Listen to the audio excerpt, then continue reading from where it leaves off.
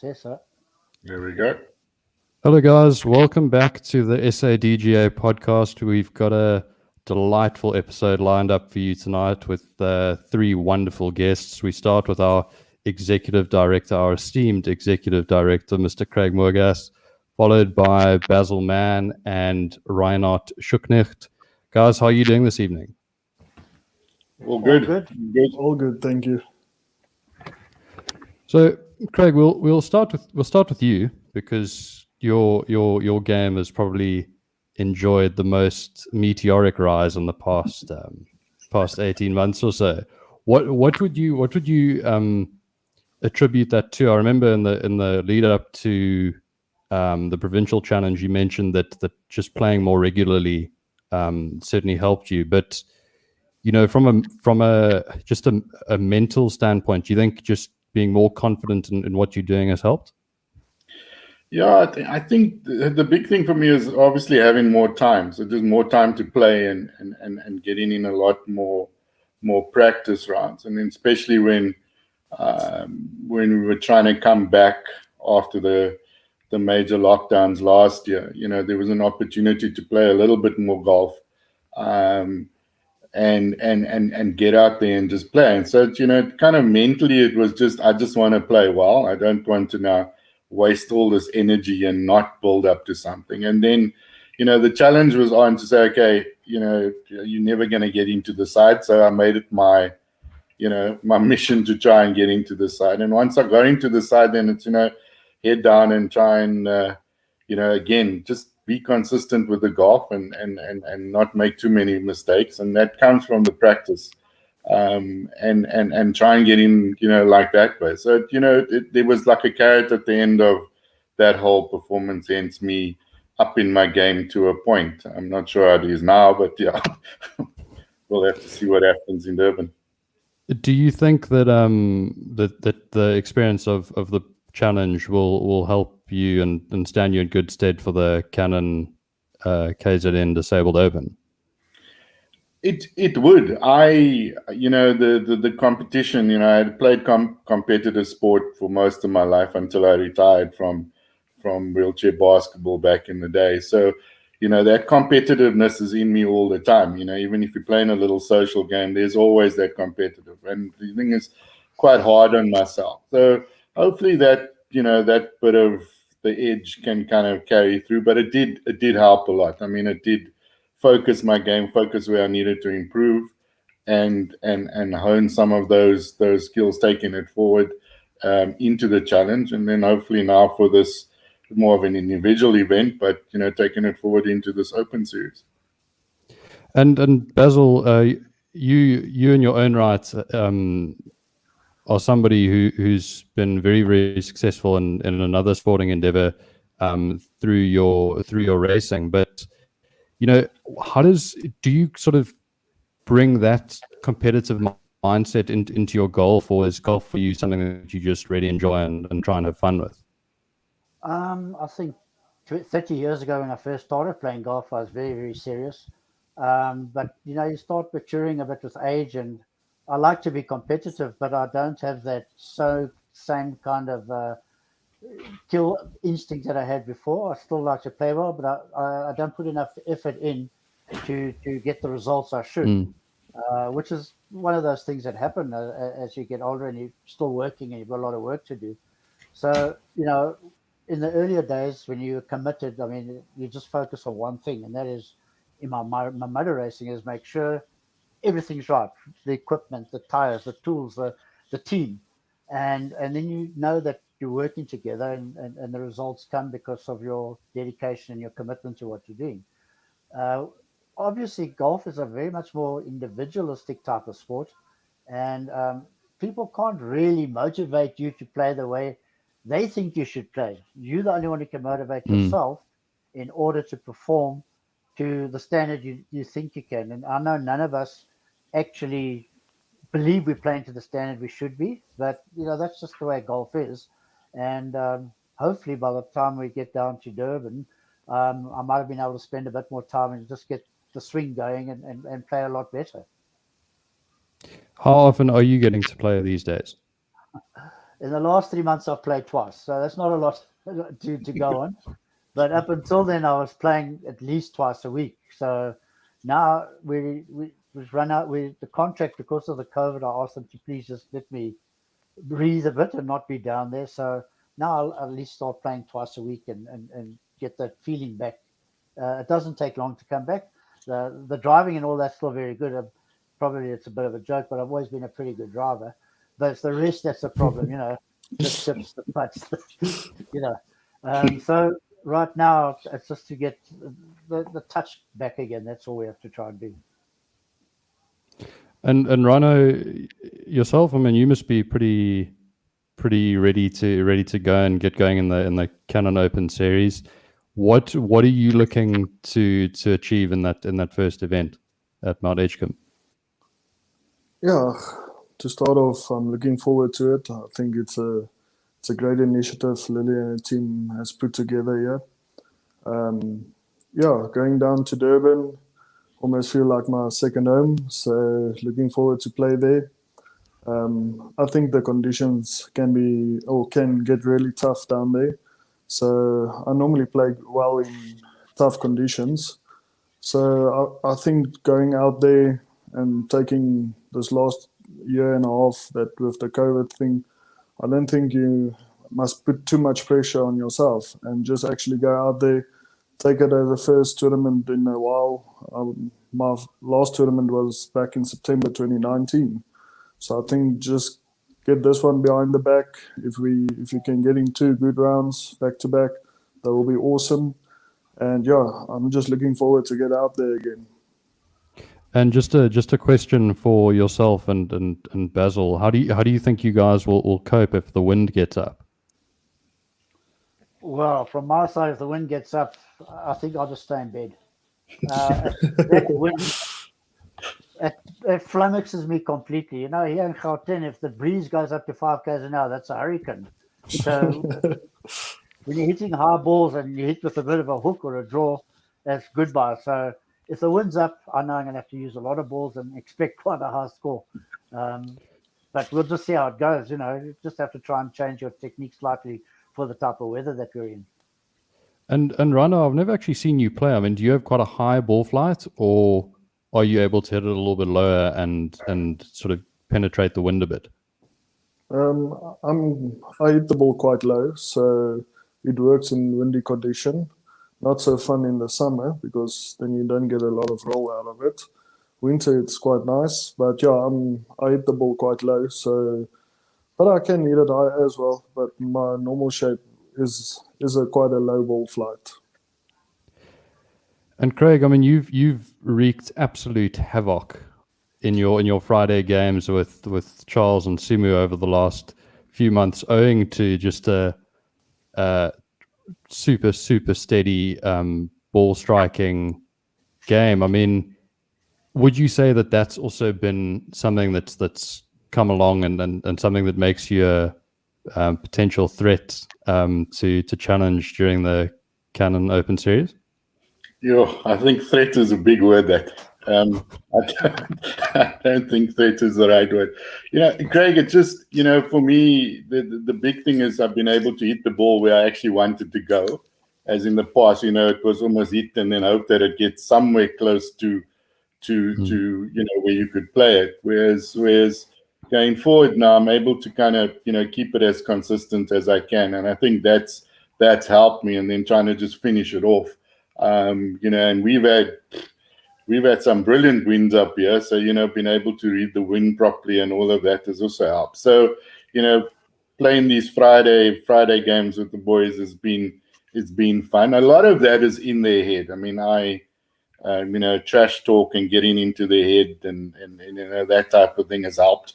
I think it's probably 90% of that, and then the rest of it is just my game, you know, kind of hitting it down the middle, almost senior golf, you know, hitting it down the middle, hitting the next shot down the middle, and, you know, putting for 2, and then you actually scoring a 5 or, you know, a par or something like that. So it's been consistent, and that's hopefully what I can take to Durban, is just try and be consistent, you know, not try and, you know, be too fancy and get out of my head. You know, the big thing with me, as soon as I get in my head, that's it. I'm hitting every single ball in the water or anything like that.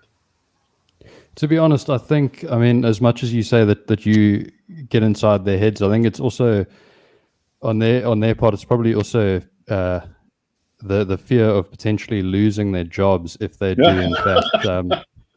Well, that's part of getting into the head, you know. If you Oh, you threaten see, all that type of, if you threaten all that type of stuff. So yeah, that for them on a Friday, that for me works, but it's not going to work in Durban. I can't threaten anybody like that. So I gotta come with my game and hope my game talks rather than me talking all the time.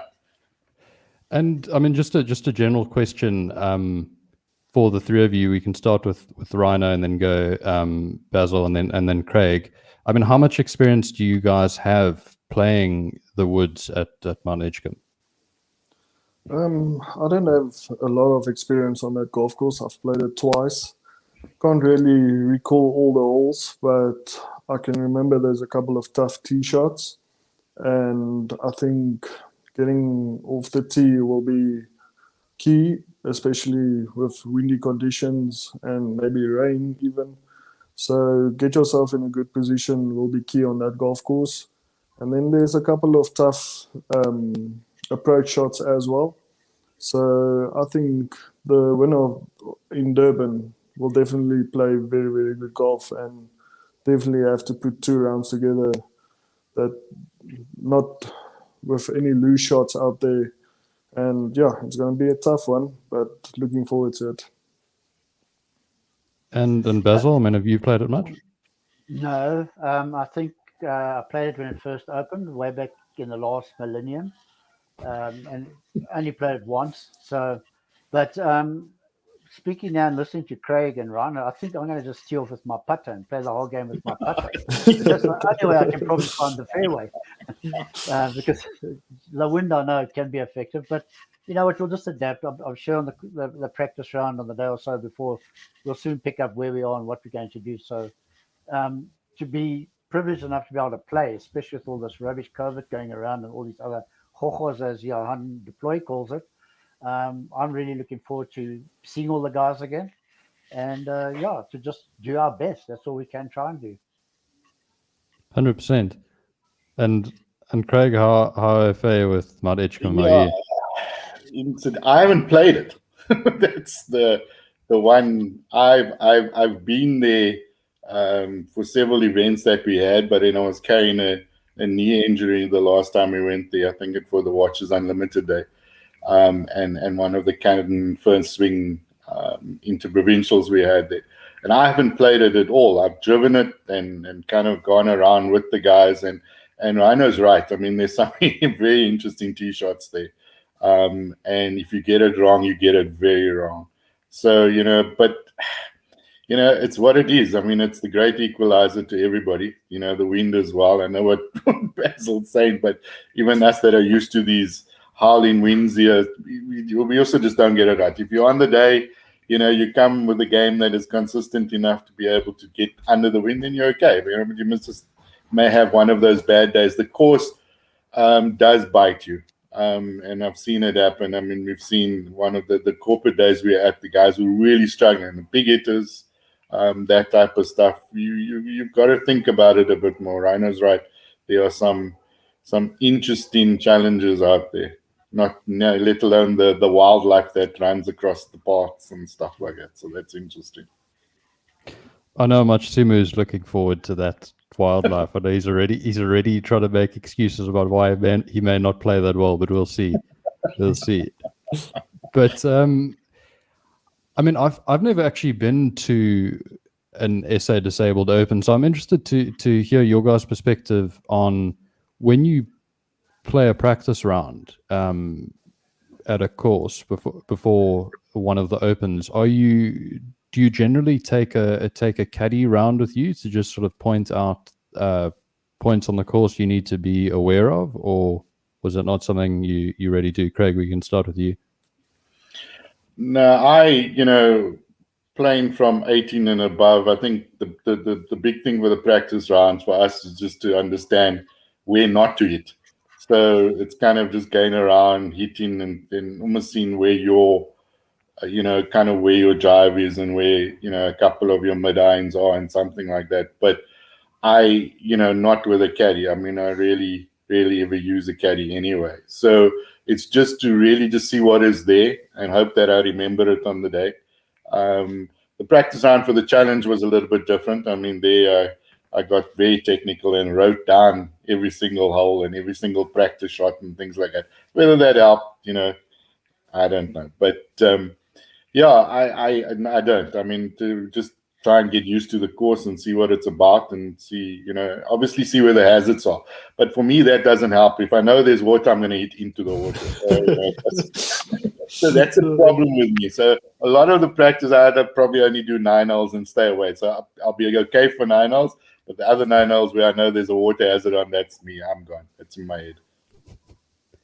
And Rhino, I mean, you've obviously contended in quite a few tournaments. So how do you generally approach practice rounds? Yeah, with a practice round, I don't put any pressure on myself. Just go out, hit two tee shots. If you're not sure how's the hole, get a feel for the golf course. Is it running out the fairways? Are they soft? So yeah, there's a lot of factors to look out for when you're playing a practice round. And I normally don't keep score, because if you have a good round in your practice round, you put extra pressure on yourself going into the first round. Or if you've got a bad round in the practice round, you're already in a bad space going into the first round. So I normally just take it as a nice casual stroll down 18 holes and just, like Craig said, see where's the hazards, where not to hit it. Some holes it's better to rather hit a short iron off the tee and leave yourself a longer iron in to keep yourself out of the trouble. And some holes it's better to bomb it for the green and leave yourself a short chip in, because there's a more open space close by. So yeah, there's a lot of things to look out when you play a practice round.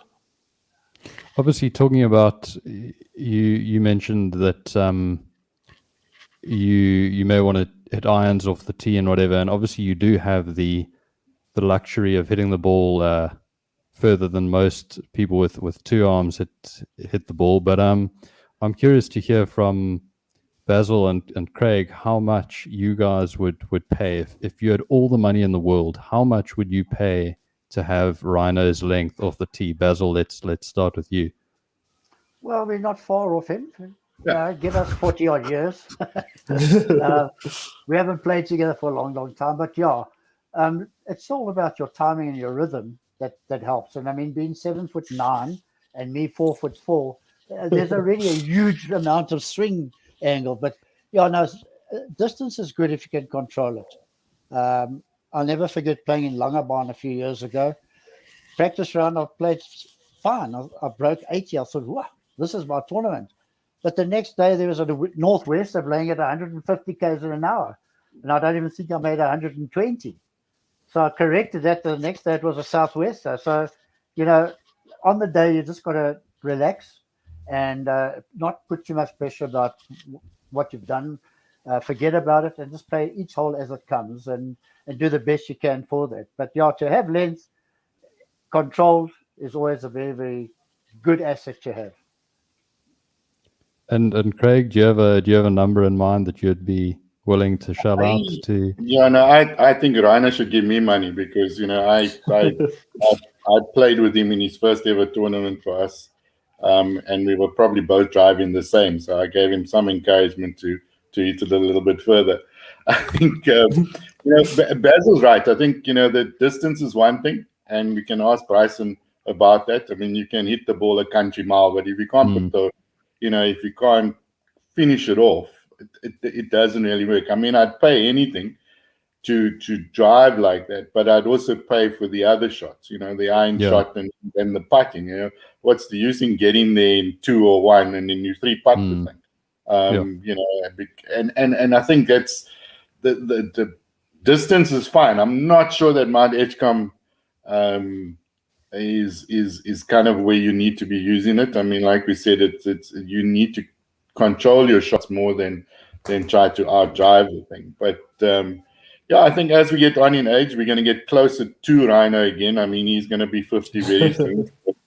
So then we all seniors again, and then it's going to be a good match then. Yeah, exactly. Then he's going to want to buy our consistent down the middle short swing, that old geriatric golf that you normally see on a Wednesdays at some of the clubs. That's kind of what he's going to come to. So yeah, maybe he'll pay us for our swing at that point. Do you think at the when Rhino's go 50, when Rhino turns 50, I'll be 96, so it's going to be an alternate. Tight match then, Basil. Tight match. do you guys think at the moment it's pretty much 2 meters for every year of age that between you guys? So, i.e., I mean, what Rhino? What are you like? 29. 29. Yeah, no, it's more than that. And it's probably 50% longer for me every single year I get older. So that doesn't work 2 meters. It's like more than that. I don't know. If you keep yourself fit and focus, I get very excited because I can still hit up with a lot of the youngest, not the very youngsters like under 30s. They still put it out there, but generally, if you keep fit, you can hit a good strong ball still. That's all about timing. Yeah. You look at Ernie, he's 51 years old, and when he plays with the youngsters, they say, "Hoe slaan jy daai ding so?" Sort of attitude. And it's the same, but it's reversed now where I'm going to say, "Hey, youngster, please just wind it down a bit." We've got pacemakers we've got to look after when you hit a ball. Don't get too excited anymore. Yeah. You get out of rhythm. Exactly. But Craig, as I mentioned earlier, you must be in the back of your mind. You must be thinking about maybe sneaking a victory at some point during the series. But I mean, what do you think? Maybe a winning Stableford score over the 2 days. I think if you kind of above 30, on most of our regional days, if you're above 33, 34, you're scoring. You're winning it. I think anything other than that, you're having a really extraordinary day. So I think if you can average something close to a 70 for both days, you're going to be in it with a chance. That's just putting too much pressure on me. I'm not going to go out like that. I'm not going to go, hey, I need to score, because every time I do that, you get into your head. You want to try too hard. You want to be too fancy. And the thing is, when you're more relaxed with it, when I don't think about it, I think about everything else, and I play good golf. And I think all I want to do is try and be, as consistent. Maybe I can give it a run for money. This year I was the rookie in the South Side. I mean, a 53-year-old rookie is quite a good achievement. So maybe in my 53 years old, I can actually do something in this Open series. But I mean, there's always a chance. If it's a good day, my handicap is high. So I play to my handicap, and maybe there's a 35 in it. And I think it's just about it. It's just about trying to just keep it consistent. Don't ring too many holes. Try and score where you can. And there's probably a good score. But I mean, there's plenty of others. If we look around the country, some of these regional day scores are up there in terms of the Stableford. So it's going to be a good set of games. I mean, these 4 series that we have in taking it to the champion of champions is going to really be really competitive. And I think that's what we've been missing over the years. We've had one major, and you had one chance in a year to try and shine. Now we've got 4, and then the 5th being the champion of champions. So it's an opportunity really just to kind of come with consistent golf and try and get there, try and surprise the field, and get in there with a chance. Yeah, and I think as you say, I mean, I think the fact that people have multiple opportunities to try and earn their place in the champion of champions field, I think will sort of motivate guys to try and probably focus a touch more than they would in years gone by, and potentially also try and play as many of those 4 events as possible. Absolutely. Yeah, I think also in the past, Yeah, go for it, Rhino. you had one tournament, and if you don't shine, you've got a bad tournament, and then the next year you've got extra pressure on yourself because you've only got that one tournament, and you do bad as well. And I think through that we lost a couple of guys because 2 bad tournaments in 2 years makes it terrible. And then why must I come back? So now they've got basically 4 tournaments. Somewhere along the line, you'll have your good rounds in, and definitely be motivated, as you said, coming back every time and playing in all 4. Yeah. And I suppose now as well, I mean, because in the past you've only played one event, you're not guaranteed to actually like the course that you're playing. Whereas with 4, chances are you're going to have at least 1 or maybe even 2 that sort of suits your eye and suits your game, which I presume is a pretty big advantage. But Basil, from your perspective, I mean, have you sort of looked at the schedule of the courses we're playing, and have you identified one of them which you feel you stand the best chance at?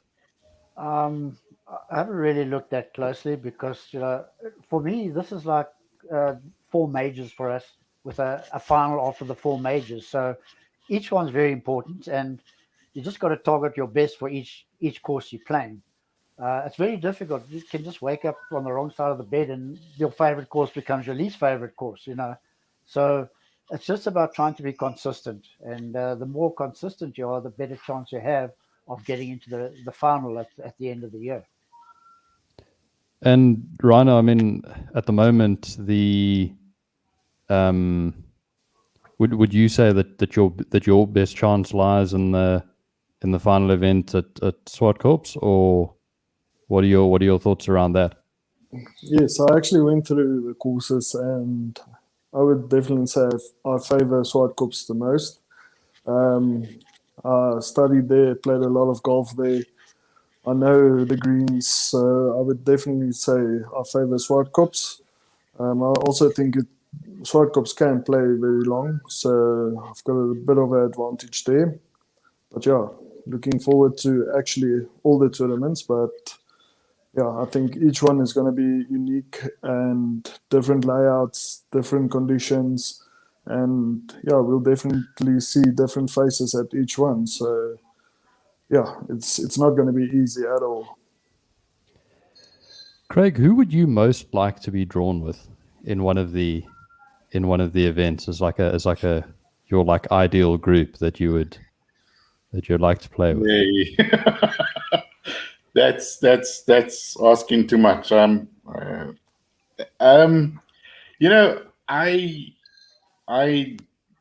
whole thing about disabled golf, and especially at our tournaments, is that it's sort of one whole big family. So to anybody in that environment, is a good pick. Because we enjoy it. We have fun together. There's good camaraderie, and it's across the board. So it's difficult to say. I mean, like I said, I mean, one of the first games we were playing, as I played with Rhino, I played with Basil as well.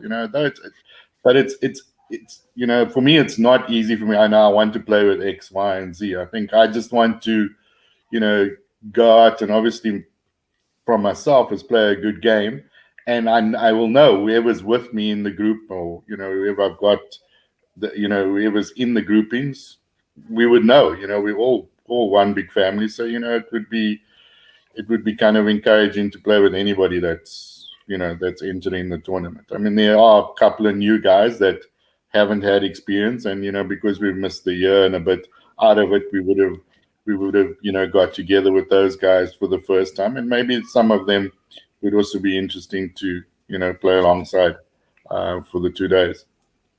Guys, and if any of you have ever wondered why Craig became executive director, it's answers like that are just so considered and so sort of measured that got him there. But No. Rhino, from your perspective, is there anyone that you'd really like to play I with? would Maybe have- someone like Echlin, perhaps. I would have said Craig, but after listening to his start of the series, I would say no, definitely not with him. He's going to get into my head. No, yeah, it's tough. It's always fun playing. Each person's got their own fun way of making it onto the golf course, and doesn't matter who you get paired up. It's going to be a fun day. It's always fun playing with Chris de Jager, Bossy. So yeah, I'm just gonna be there to have a good time again and play my best golf I can with the people I'm paired with. And Basil, let's see if you can be the one of the three people that's actually committed to an answer. Who would you most like to play with? I do remember playing with Craig. It was quite a serious time in those days, I must say. Yeah. I enjoyed the first parts of when Rhino first came out. I was quite a big influence in his mental approach and his encouraging approach. So very nice to see playing with him again. With Johan Deploy, Mr. Consistently, Mr. Regular, straight down the middle. Very serious, but a good guy to play with. So my football will probably be Craig, Rhino, and Johan Deploy. And then they can laugh at me all the time. There's your answer, Greg. Thank you for fully committing to that. But Rhino, I have to ask you, because obviously you played with Craig when you made your debut, and I know from my perspective probably the first handful of times I met him, I was seriously intimidated by how just his presence. It sort of got in my head, and I remember the first time I played golf with him, I was playing some of the worst golf of my life. I mean, how did you cope with that pressure when you first played with him? I think the toughest part was because in Afrikaans we call is someone that's all that whim, and all of a sudden I can't say whim to this guy, and he said, no, please call me Craig. I think that was the toughest part, and the thing I was thinking about in the 18 holes. So, but yeah, no, it's definitely, you want to play your best golf when you play with someone, and especially with Craig as well. And yeah, it's a day that we'll never forget, and yeah, that's how my disabled golf started. So it's quite a special moment for me as well. And Basil Mann showing me exactly how to throw the clubs, chopper, everything. No, I'm just joking. No, everyone plays a role in your golfing career, and if you can remember all the tips they gave you, you'll definitely make a big success out of it. You'll either make a big success or be deeply confused by the end of it. Or that, yes. But we're going to play a little game to finish, and then we'll revisit it sort of after the event. But what do you guys think will be the gross winning score over 2 rounds of medal? Craig, let's start with you as the executive director.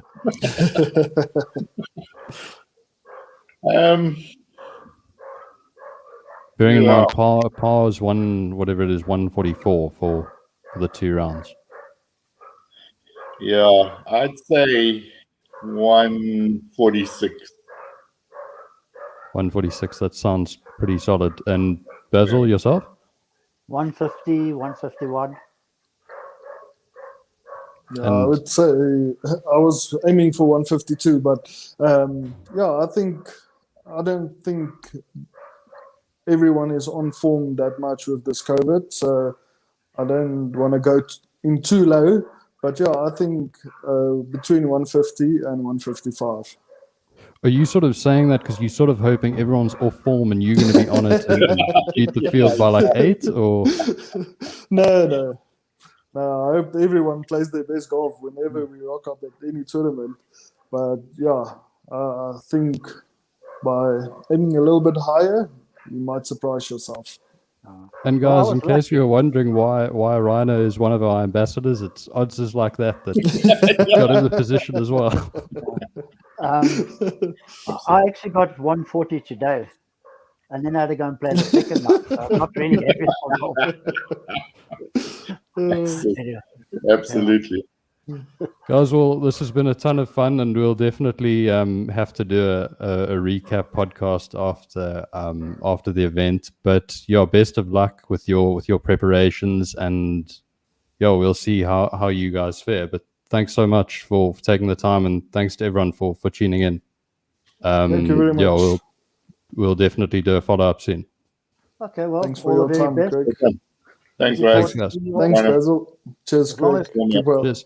Stay as long safe, as everybody. COVID mustn't Thanks, affect Craig. You it. too. Yeah, Okay. stay safe. Thanks, Craig. Go well. Yeah. Cheers. Thanks, Bye.